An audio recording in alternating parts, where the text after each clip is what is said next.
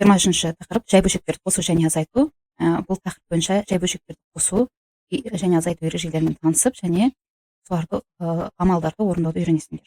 Бұл 5-ші сыныпта ең негізгі тақырыптардың бірі болып табылады. Сондықтан өте мұқият зер салып, тыңдап, зер салып орындау керек. Себебі бұл 5-ші сыныптың негізгі тақырыптарының бірі. Бұл ары қарай тек қана 5-ші сыныпта қалып қоятын тақырып емес. Бұл ары қарайда міндетті түрде 11-ші сыныпқа дейін өте қажет тақырыптың бірі. Сондықтан мұқият орындау керек бұл тақырыпты. Түсініп алу керек.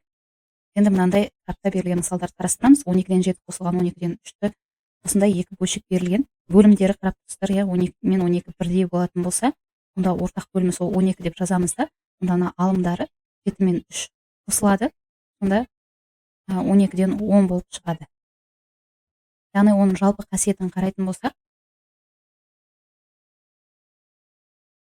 бөлімдері бірдей, мына кітапта қате кеткен екен. Бөлімдері бірдей, жай бөлшектердің қосындысы алымы бөлшектердің алымдарының қосындысына, ал бөлімі өзгеріссіз қалады дейді. Мысалы, с-дан б деген және с-дан а деген екі бөлшекті қосатын болса, бөлімдері бірдей болып тұр, бөлімдері деген бөлшектің астындағы сан. Яғни кеуде с болып тұр, яғни с-ны жазамыз да, бөлімдері бірдей болған жағдайда тек алымдарын бір-біріне қосып қоямыз.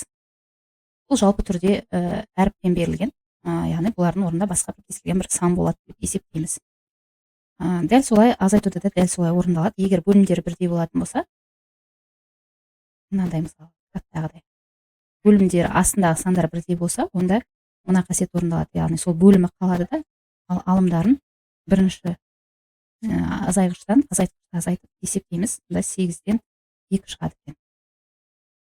Яғни оның жалпылама қасиеті, мысалға с-дан а-дан азайтамыз, с-дан б-ны болса, онда ол дегеніміз ортақ бөлімі с болып қалады да, а минус б деп түрінде орындаламыз. Бұл жалпы жағдай деп аталады.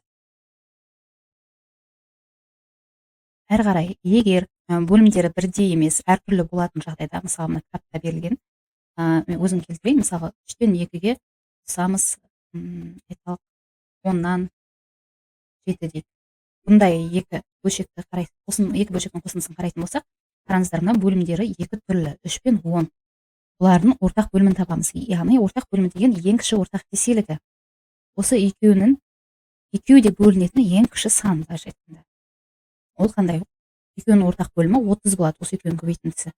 Мұнда толықтауыш көбейткішін 10 деп жазып қоямыз. Мұнда толықтауыш көбейткіші 3, себебі 30 болу үшін біз мынаны екінші бөлшегімізді 3-ке көбейтуіміз керек, 10-ке көбейту керек. Ал мына бірінші бөлшегіміз 10-ға көбейтілу керек. Енді ары қарай ортақ бөліміміз 30 деп алдық, сол 30-ты жазып қоямыз. Енді мына 2-ні 10-ға көбейтеміз, бірінші бөлшектің алымдарын. Сонда ол 20 болады. Қосылған енді 7-ні 3-ке көбейтеміз, ол 21 болады. Сонда бізде 30-дан 41 деген шығады екен. Бұл бізде дұрыс бөлшек.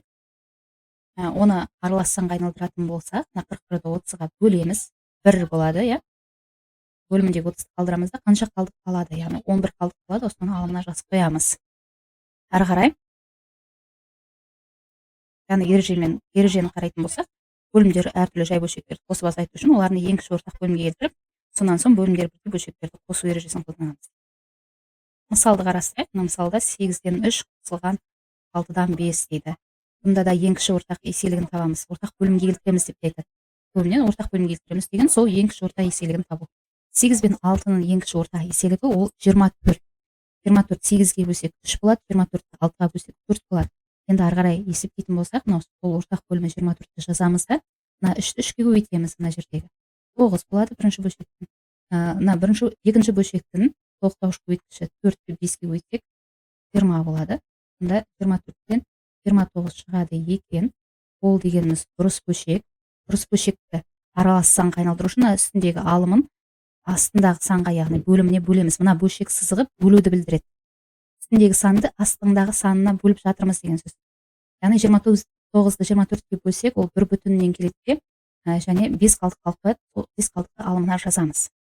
Ары қарай азайтуды орындайық. Бұл мысалдар. 10-нан 9-дан азайтамыз, 15-тен 1.